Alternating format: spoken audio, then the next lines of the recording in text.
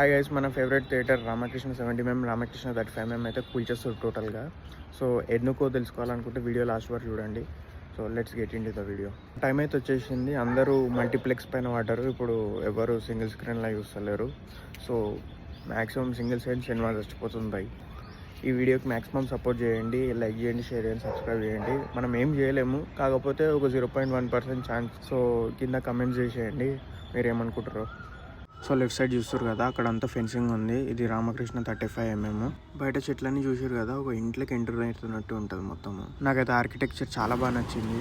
So ఇది Ramakrishna 70mm. Theatres పక్కనే bike parking ఉంటుంది 70mmకి 35mmకి.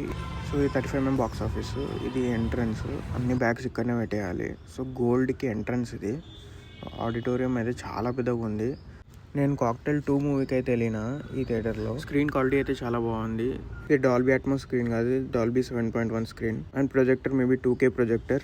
సీటింగ్ అయితే ప్లేస్మెంట్ బాగుంది. టోటల్ 560 అండ్ అబౌవ్ సీట్స్ ఉంటాయి. 3 టైప్స్ ఆఫ్ సీటింగ్స్ ఉంటుంది.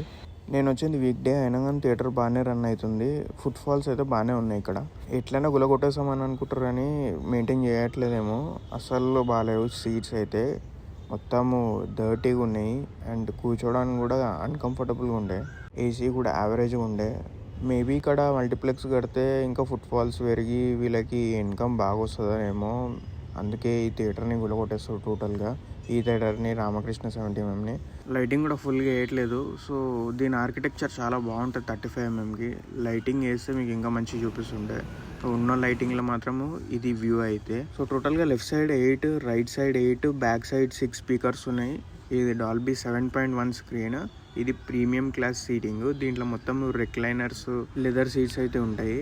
సో ఇక్కడికి వెళ్ళి చూస్తే కూడా చాలా మంచిగా ఉంటుంది వ్యూ. అన్ని థియేటర్స్ లెక్క కింద సపరేట్గా దీనికి ఏమి స్పీకర్స్, సరౌండ్ స్పీకర్స్ ఉండవు. Back side rare speakers. And మీరు రిక్లైనర్ క్వాలిటీ చూడొచ్చు ఎట్లున్నాయో మెయింటెనెన్స్. సో ఇక థియేటర్ క్లోజ్ అయిపోతుంది కానీ ఏం మెయింటైన్ చేస్తలేరు అనమాట. ఇవి పనిచేస్తున్నాయి చూసాము. సో పనిచేస్తున్నాయి, ఇవైతే వర్కింగే ఉన్నాయి కండిషన్లో. ఆల్రెడీ ఇంత ఇన్వెస్ట్మెంట్ చేసి థియేటర్ కట్టి మళ్ళీ దీన్ని ఊల్ చేసి కొత్తగా మల్టీప్లెక్స్ కట్టడము, వీళ్ళకి బిజినెస్.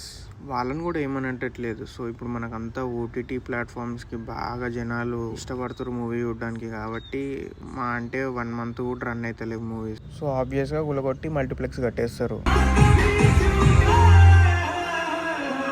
సౌండ్ క్వాలిటీ అయితే నేనైతే ఎక్స్పెక్ట్ చేయలేదు. చాలా క్రేజీ ఉండే సౌండ్ అయితే. బేస్ కూడా ఎక్స్ట్రీమ్లీ గుడ్ ఉండే. ఇంకా ఇది డాల్బీ అట్మాస్ స్క్రీన్ అయి ఉంటేనా క్రేజీ ఉండేది.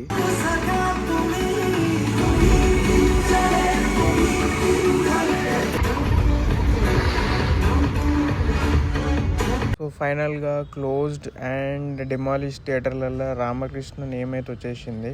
In the span of next 10 years ఎక్కడెక్కడైతే 2 స్క్రీన్స్ అవైలబుల్ ఉన్నాయో 70mm, 35mm దగ్గర సేమ్ థియేటర్స్, అట్లాంటి అన్ని థియేటర్స్ ఆల్మోస్ట్ డెడ్ అయిపోతాయి. అన్ని మల్టీప్లెక్స్లు వచ్చేస్తాయి అక్కడ ఆ ప్లేస్లో. ఇక్కడ రన్ అయ్యే లాస్ట్ మూవీ మేబీ కాక్టైల్ 2. ఇంకో 20 to 30 daysలో టోటల్ డెమాలిషన్ స్టార్ట్ అయిపోతుంది. సో ఎవరికైతే ఇది ఫేవరెట్ థియేటర్, అందరు లాస్ట్ టైం ఒకసారి వెళ్ళైతే లాస్ట్ ట్రిబ్యూట్ ఇచ్చేయండి థియేటర్కి. మీరు నచ్చిన మూవీ చూడండి. ఇప్పుడు ఇంకో 20 daysలో అయితే మొత్తం డెమాలిష్ అయిపోతుంది. సో లాస్ట్ ఈ 20-30 daysలో ఎవరైనా వచ్చి మూవీ చూడాలనుకుంటే చూడండి.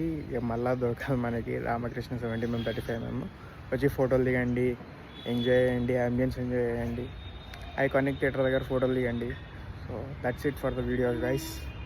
సింగిల్ స్క్రీన్లు బతకాలంటే ఫస్ట్ మనము ఈ ఓటీటీ ఇవన్నీ తగ్గించేసి మంచి ఫుట్ ఫాల్స్ పెరిగితే సింగిల్ స్క్రీన్స్ బతుకుతాయి. లేకపోతే ఇట్లనే అన్నీ క్లోజ్ అయిపోతాయి ఉన్నాయి అన్నీ.